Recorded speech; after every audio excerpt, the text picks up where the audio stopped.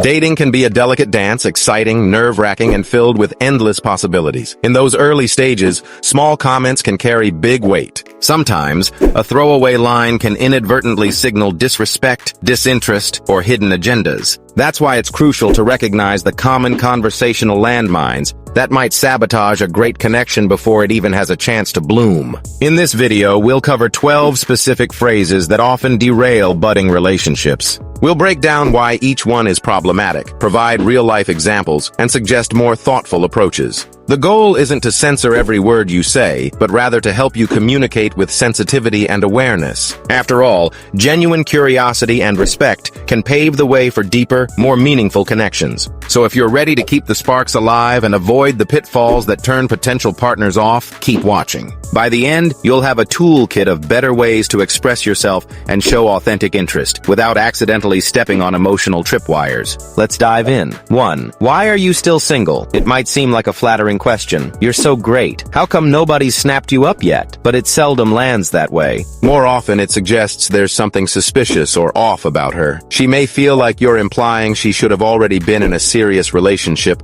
or that you're probing her for potential red flags. Early on, you don't know each other's histories yet, and jumping to this question can make her feel defensive. Here's a life example. Picture a relaxed first date in a cozy cafe. You're both chatting about hobbies, but then you blurt out, "So, why are you still single?" Instantly, the atmosphere changes. She might wonder if you believe she's picky, has commitment issues, or is somehow damaged. Even if your intention was innocent curiosity, it can create an uncomfortable rift. Here's a better approach. Express genuine admiration without framing her relationship status as a mystery to be solved. Try, "You seem really interesting and accomplished. I'm glad we both found time to meet." That way, you highlight what intrigues you about her without putting her in the awkward position of explaining her singlehood. Now that we've covered how an innocent-sounding question can create awkward tension, let's move on to a phrase that can carry even more emotional baggage if you're not careful. 2. My ex used to. Bringing your ex into the conversation too soon can be a major buzzkill. While it's normal to have a dating history, constantly referencing an ex, especially in a way that compares her to your new date, signals you may still be stuck in the past.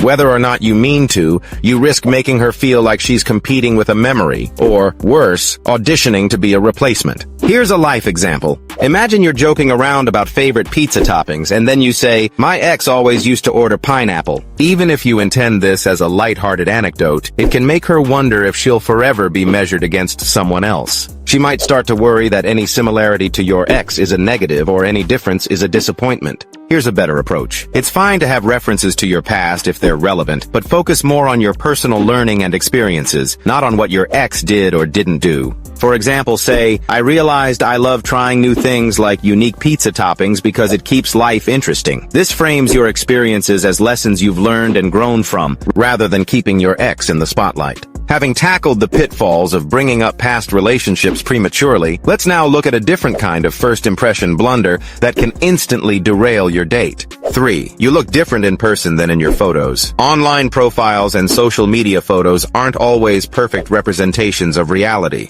Maybe the camera angle was flattering, or the lighting was just right. Nonetheless, pointing out the discrepancy can come across as criticism or disappointment. Even if you're just surprised, she might wonder if you feel misled or unhappy with her appearance. Here's a life example. You finally meet someone you've been chatting with online. The first words out of your mouth are, "Wow, you look really different from your pictures." Instantly, she might feel self-conscious. Perhaps she's thinking, "Did I do something wrong? Is he disappointed? Or was I not real enough?" The conversation can start off on a sour note that's difficult to recover from. Here's a better approach. If there's a notable change, focus on something positive. "It's so nice to see you face to face. That smile is even more radiant in person." Or simply keep it to yourself if you're not sure how to spin it in a flattering way. Emphasize what's charming or interesting about her now that you're meeting in real life. Physical appearance can be a sensitive topic, but it's far from the only landmine. Sometimes, seemingly funny remarks about a woman's emotions or mood can be even more damaging. Let's see what that looks like next. 4. Are you on your period or something? This question is often used to dismiss a woman's feelings by attributing them solely to hormones. It diminishes her emotions and frames them as irrational or unworthy of genuine understanding. Even if you're joking, it's an age-old stereotype that can offend on multiple levels, questioning her emotional validity, her mood, and her autonomy. Here's a life example. Imagine you've been dating for a couple of weeks. She's frustrated because you forgot to confirm your date plans until the last minute. Rather than listening to why it bothered her, you say, "Why are you so upset? Are you on your period?" Immediately, she realizes you're trivializing her concerns. This can lead her to think you don't value her perspective or feelings. Here's a better approach. Respect emotions for what they are, signs that something matters to her. Instead of resorting to a crass remark, try something like, "I'm sorry if I dropped the ball on confirming our plans. Tell me how you feel. I want to understand." This approach fosters an atmosphere of respect and open communication. From brushing off emotions to the next subtle yet equally problematic statement, let's move on to a compliment that frequently isn't as flattering as it's intended to be. 5. You're not like other girls. At first glance, telling someone you're not like other girls might seem complimentary. However, it's often interpreted as an insult to all other women, as though they are a monolith. It can also hint that you have a negative perception of women in general, placing her on a pedestal for now, but only as an exception to your usual low expectations. Here's a life example. She tells you about her love for rock climbing and a long-standing passion for reading historical fiction. You respond with, "You're so different. Most girls I meet are never into that stuff." While your aim may be to show admiration, you're also implying that typical girls are boring or uninteresting. She may wonder if you genuinely respect women's variety or are just dismissing them. Here's a better approach. Focus on her unique qualities without tearing others down.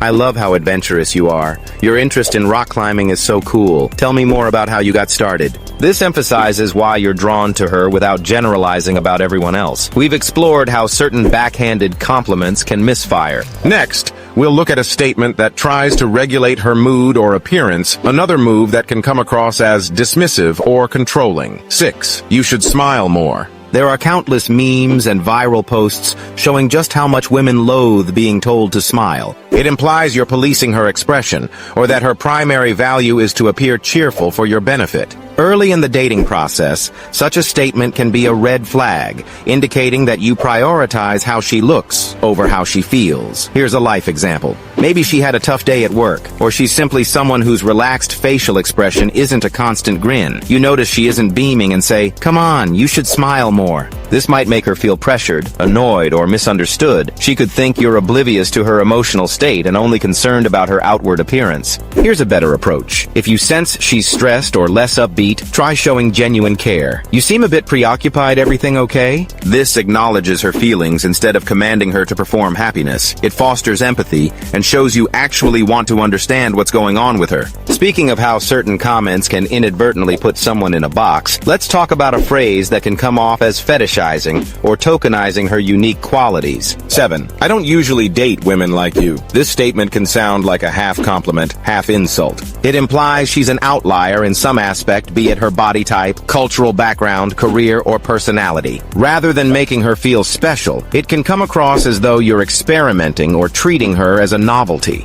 Here's a life example. Let's say she's a software engineer, and over dinner you blurt out, "I don't usually date women in tech." She might interpret that as, does he think female engineers are unusual? Is he only interested because I'm different? Instead of feeling flattered, she may question whether you value her as a person or just want to try something you haven't tried before. Here's a better approach. Highlight specific traits you admire without framing them as exceptional based on some stereotype. For instance, it's really impressive to see how passionate you are about coding. I love hearing you talk about your projects. This shows interest and appreciation without making her feel like a novelty act. We've tackled how labeling her as an exception can feel demeaning. Now let's explore a phrase that undermines her feelings by calling her too sensitive. 8. You're too sensitive. When you label someone as too sensitive, you're essentially telling them their feelings are invalid or overblown. In early dating, this is especially harmful. You're supposed to be learning about each other, not dismissing her emotional responses. This phrase can make her feel like she's being judged for having normal human reactions. Here's a life example.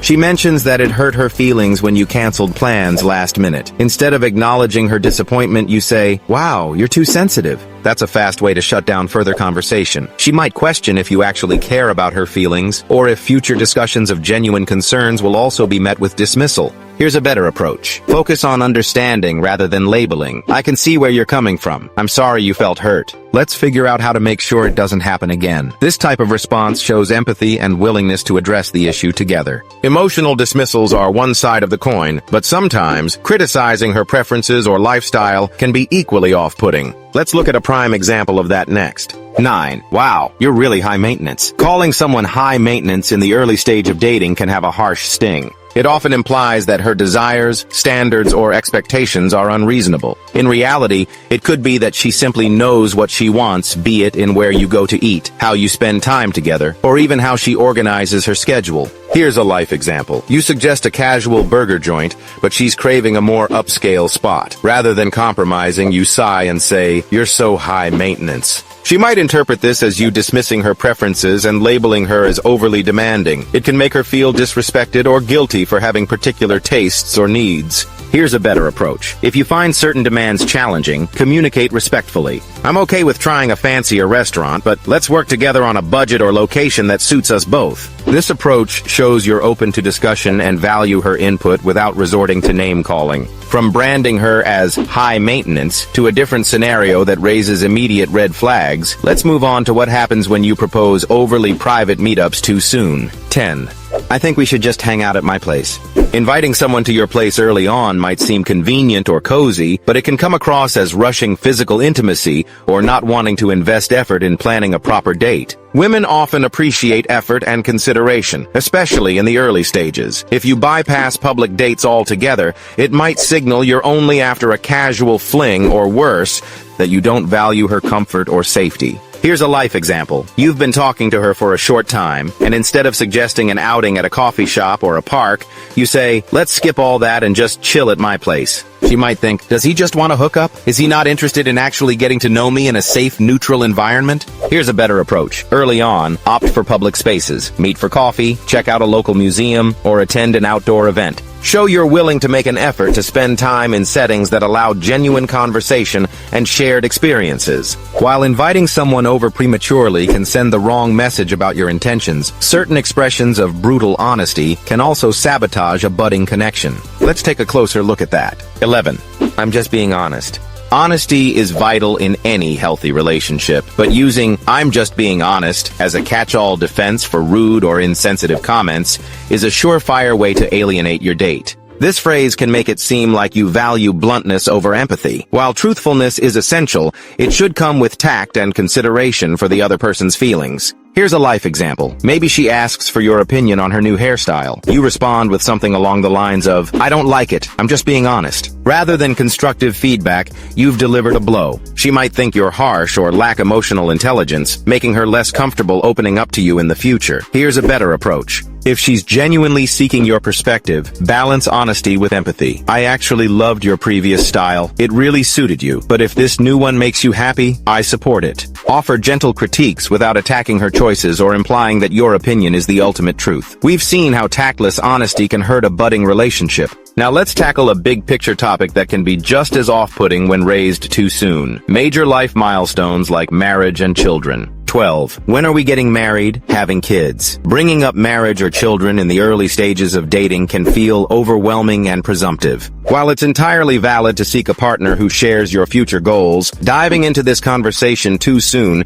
can send her running for the hills. It suggests you're more focused on ticking off life milestones than actually getting to know the person in front of you. Here's a life example. Perhaps you've gone on just a couple of dates, and the chemistry seems promising. Suddenly you ask, "How many kids do you want?" She might freeze, thinking, "Wait, we barely know each other's favorite movies. Why are we talking about kids already?" The question can create unnecessary pressure and make the interaction feel rushed or transactional. Here's a better approach. If long-term compatibility is important to you, there's a more organic way to address it without jumping straight to specifics. For instance, I'm at a stage where I'm thinking about my future. Seriously, family is important to me. How about you? This approach invites an open-ended conversation rather than forcing the topic of marriage or children too abruptly. Early dating is a tightrope walk between showing your genuine self and respecting the other person's boundaries and comfort. Words have the power to either forge a strong connection or create a wedge. The 12 statements we've dissected are common stumbling blocks precisely because they often appear harmless or even complimentary on the surface. Yet in practice, they can send subtle signals that derail trust, comfort, and the potential for deeper intimacy. As you venture into first dates, second dates, or even those early weeks of a blossoming relationship, keep these guidelines in the back of your mind. Instead of interrogating someone about why they're single,